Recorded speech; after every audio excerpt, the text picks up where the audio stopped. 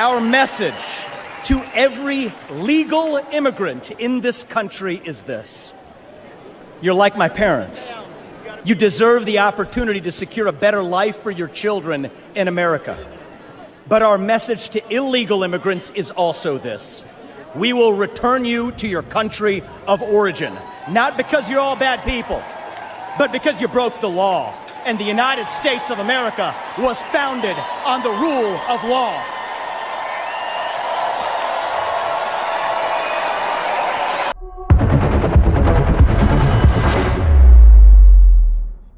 Good evening, everybody, and welcome to the Leftist Losers Show, where we point out all of the losers of the left. And today I got a clip from the Megyn Kelly show where she interviewed Vivek Ramaswamy at the RNC, just outside the RNC, right after he gave his speech. And, you know, I thought she did a fantastic job with the interview. And, you know, it's good to see Vivek every chance we get. I think he's one of the biggest rising stars in the Republican Party and the next generation of the Republican Party, or at least we'll see what happens in the future going forward after Trump hopefully wins this election and then has to move on and hand off the MAGA movement to the next generation. Hopefully Vivek will be there, at least from what we've seen so far. And it's always nice and refreshing to hear him speak about just the garbage that the left is pushing at all times, because he does a really good job at articulating kind of the movement of the left and the crap that they just are spewing at all times. And he puts it in a very digestible way, which I think is extremely helpful and should be highlighted, because that allows us to spread the Republican message and the MAGA movement's message to more people. Because, you know, I think a lot of people complained about was they didn't like the way Trump spoke. They didn't like the way he pushed his agenda. And I think that having people who are more articulate and able to kind of spread that message in a more digestible way is always a bonus. Even if you don't like the man or don't like his views or don't really want him heading the party or leading it as like the president, it is good to have those kinds of people around you, so that way they can help to spread the message. And so that's what he was doing here today. And so let's go ahead and jump right into this clip from the Megyn Kelly show and see what Vivek had to say. Ramaswamy, welcome back to the Megyn Kelly show. That was former 2024 presidential candidate Vivek Ramaswamy, who took the stage last night and killed. He did so well. Jokes aside, he also came out swinging on the topic of immigration, sharing how his personal story shaped his view and his solution to fixing the crime stemming from the border crisis in our country. Our message to every legal immigrant in this country is this: you're like my parents. You deserve the opportunity to secure a better life for your children in America. But our message to illegal immigrants is also this: we will return you to your country of origin, not because you're all bad people, but because you broke the law. And the United States of America was founded on the rule of law.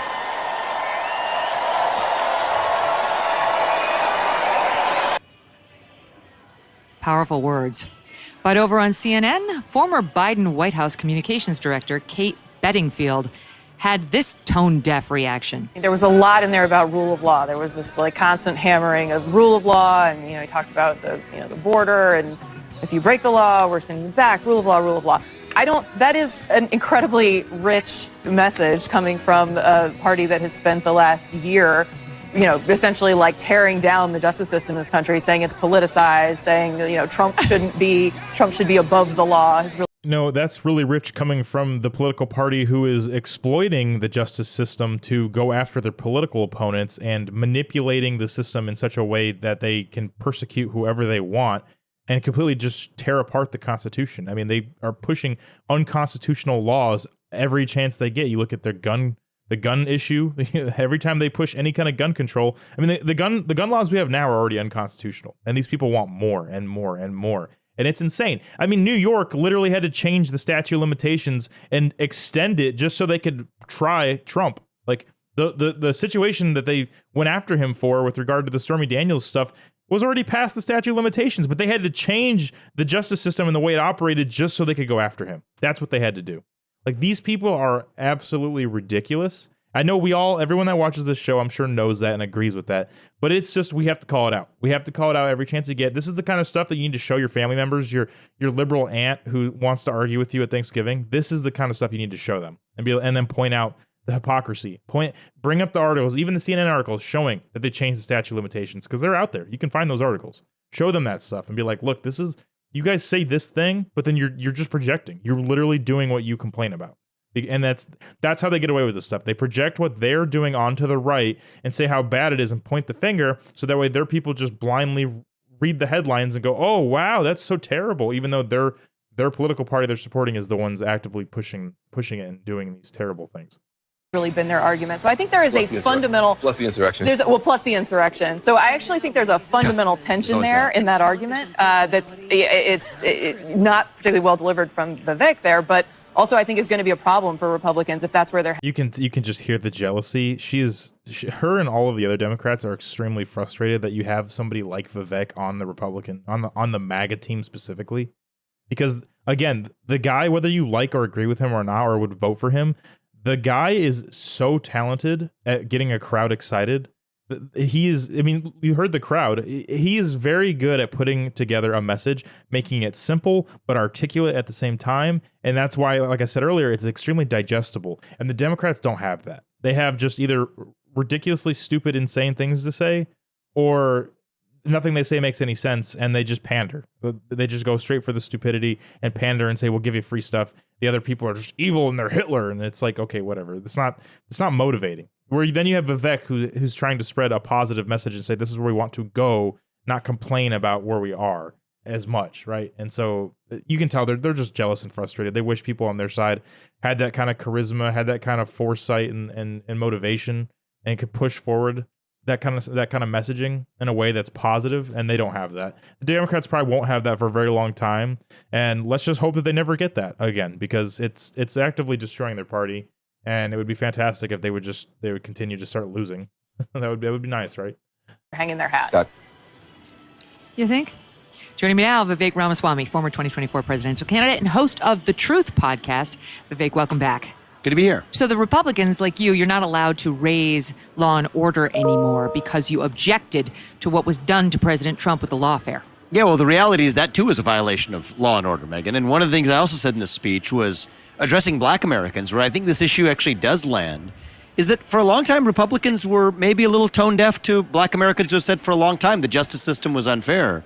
Well, the reality is we don't want a justice system that's unfair, either on the basis of your skin color or your political beliefs. So I think this culture of the abandonment of the rule of law actually runs deep. The same reason we have the southern border crisis is in many ways linked to the reason why we have an abandonment of the rule of law, when the people at the top of the chain themselves view the law as an inconvenience. People at the DOJ, people at even investigative agencies like the FBI, local prosecutors like those who have abused the law to not only pursue lawfare against President Trump, but even countless other politically unsympathetic defendants. That is part of a cultural breakdown. And so, you know what? I disagree with her characterization that it's either or. They go together. So and I think that's what we need to restore.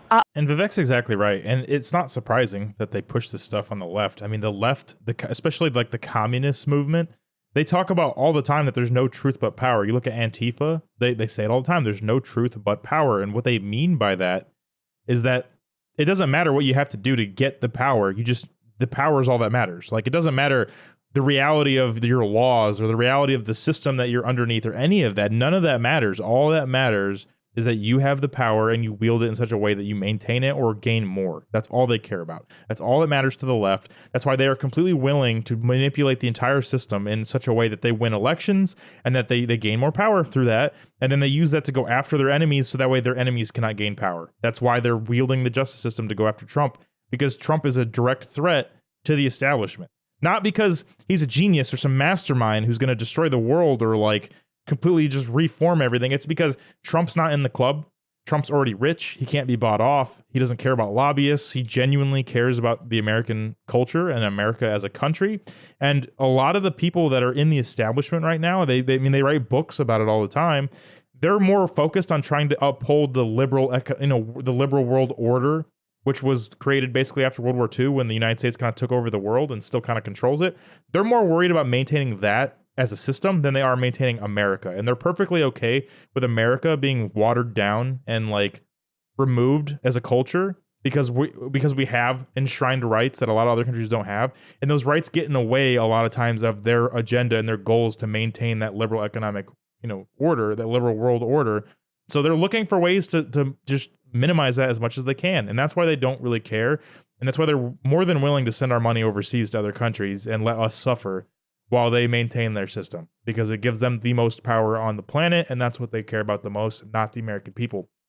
And so people like Trump and Vivek are direct threats to that, and that's why they're willing to do whatever they have to go after them. And it's disgusting, but it's not going to go away. We're going to see this, and that's why we have to keep fighting. We have to keep pushing against this narrative. We have to keep pushing against their narratives and make sure that we continue to push against these garbage ideas and try to bring back the exceptionalism that Vivek always talks about, that the Americans used to have and feel pride about, because we were the pinnacle. Like, we were the top, not because as people we're better than everyone else. It's because the ideas and the culture that we had was better and more beneficial to everybody in the community than cultures of other countries where they shove people into boxes and stomp all over their rights. Like, we focused on giving everybody the opportunity to grab a hold of the American dream and to be better. And that's what we need to maintain, is that opportunity to pull yourself up from their bootstraps, which the left hates, by the way. They hate that so much. They want everyone to be a victim and everyone to want to beg the system for free stuff, because if you actually are able to pull yourself up by your bootstraps, then you prove to everyone else that they can do it too. And that's why the left hates people like that so much. I watch all the channels, Yeah. but I love seeing reactions to all this stuff. Van Jones was saying, I don't think black people want to be patronized like Vivek did. So any outreach by a Republican to black voters saying, you know what, because you had a great part in your speech about that, that's patronizing, that you're not allowed to do. It's better just to remain silent and not seek their vote, you see. Yeah, and so I think that AOC was reacting to my speech last night as well. She was rather frenetic about it. I think part of what's going on is the thing they're upset about is not actually Republican policies, because I think there's not a lot to be upset about. They're upset we're picking off their voters. That's actually what's going on. Don't fish in our pond. There's a little bit of territorialism. We own these people. And I don't mean that in a loaded sense. I mean it in an accurate sense. They view this as our pond. The Democrats view it. Don't come over and invade our pond. What actually, the way we look at it is every American ought to be persuaded based on the merits of what you're offering them. And a lot of black voters, a lot of Hispanic voters, a lot of gay voters are actually saying, you know what, the Republican Party isn't the one that it was portrayed to be, and in some sense isn't the one that it was 20 years ago. So look, don't. And what he's talking about is, I mean, we all see it constantly. The left can't win arguments on the merits. They can't. They never do. They haven't for a very long time. That's why they heavily rely on victimhood, and they heavily rely on attaching labels to people, like calling somebody a racist or a transphobe or a homophobe or whatever. If they can attach some kind of taboo to you and your name and your personality and your identity, then they can basically get other people who see that to just disregard all of your ideas because they don't want to be associated with a quote unquote bad person, right? That it's the main tactic of the left, because they don't have any actual ideas that make any sense. They're just looking to gain power. And so they will lie, cheat, and steal every chance they get to do that. And it doesn't matter what they have to do in the meantime. It doesn't matter who they have to destroy, whose personalities they have to tear down, who they have to, assassinate the personality of. It doesn't matter. They don't care. If it gets them power, they'll do it, even if they have to lie about it. And it's disgusting. And it's the reason why our country just seems to fall apart constantly and not get any better, and nobody seems to fix anything, because these people, they're not actually looking to fix anything. None of them are, like, half the time. You people like Vivek and Trump who are concerned with the direction that our country is going, and they're actively looking to try to solve problems, but then they get attacked by the system because the people who are in the establishment know they stand no chance in an actual debate. They stand no chance in actually organizing any kind of movement based on their ideas, because they don't have ideas. And that's why you see the Democrats not looking to win the argument, as Vivek is saying. They're just looking to see how many pieces of paper they can gain to win the vote. That's why when we say they cheated in 2020, they did cheat. They didn't cheat like they want to claim we're talking about, like stuffing ballots and stuff, which I'm not saying didn't happen. I'm sure a little bit of that happened, because I'm sure that's happened forever. But that's not what I'm referring to. They cheated thanks to COVID by changing all the election laws and allowing people to vote for like 2 months and just mail their ballots in and doing universal mail-in balloting. That is cheating, because how many of those people do you think actually voted?